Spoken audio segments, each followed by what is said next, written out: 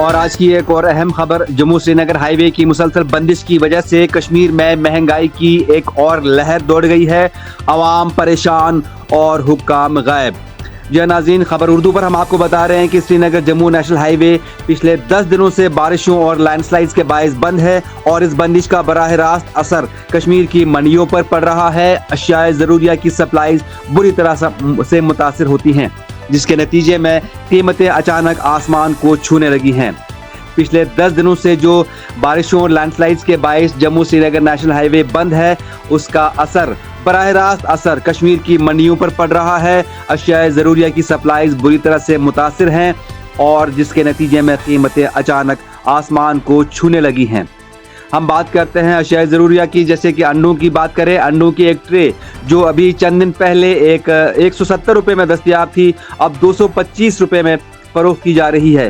اسی طرح سے سبزیوں اور پھلوں کے دام بھی دن بدن بڑھتے جا رہے ہیں۔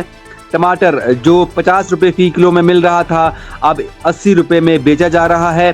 اسی طرح سے سیب، کیلے اور دیگر پھلوں کے دام بھی اچانک بڑھ گئے ہیں۔ تو پچھلے 10 دنوں سے جو قومی شاہراہ جموں سری نگر قومی شاہراہ بند ہے، بارشوں اور لینڈ سلائڈز کے باعث اس کا براہ راست اثر کشمیر کی منڈیوں پر پڑ رہا ہے۔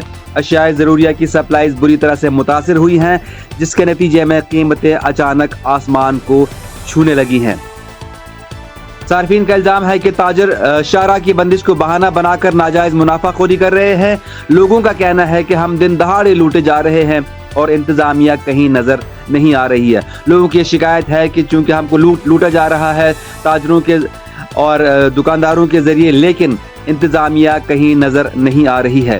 دکانداروں کا موقف ہے کہ ان کی بھی مجبوری ہے، کیونکہ سپلائیز ہائی وے پر پھنسی ہوئی ہے اور ہول سیل سپلائیز انہیں زیادہ نرخوں میں سامان فراہم کی جا رہی ہیں، اس لیے انہیں بھی نفع رکھ کر ہی مال فروخت کرنا پڑ رہا ہے۔ دکانداروں کا کہنا ہے کہ چونکہ سپلائیز جو ہے ہائی وے پر پھنسی ہوئی ہیں اور ہول سیلر جو ہے انہیں زیادہ نرخوں پر سامان فراہم کر رہے ہیں، اس لیے وہ بھی اپنا نفع رکھ کر ہی مال فروخت کر رہے ہیں۔ عوامی شکایت کے باوجود مارکیٹ چیکنگ اسکواڈ جو ہے وہ کہیں دکھائی نہیں دیتے ہیں۔ شہریوں کا کہنا ہے کہ جب بھی سری نگر جموں ہائی وے بند ہوتا ہے تو سب سے زیادہ بوجھ ہمیشہ عوام پر ہی ڈالا جاتا ہے، جبکہ حکومتی دعوے صرف کاغذوں تک ہی محدود رہ جاتے ہیں۔ تو یہ اس وقت کی اہم خبر اردو پر ہم آپ کو بتا رہے ہیں کہ جو جموں سری نگر نیشنل ہائی وے کی مسلسل بندش کی وجہ سے کشمیر میں مہنگائی کی ایک اور لہر دوڑ گئی ہے، جس کی وجہ سے عوام بہت زیادہ پریشان ہے اور حکام کہیں نظر نہیں آ رہے ہیں۔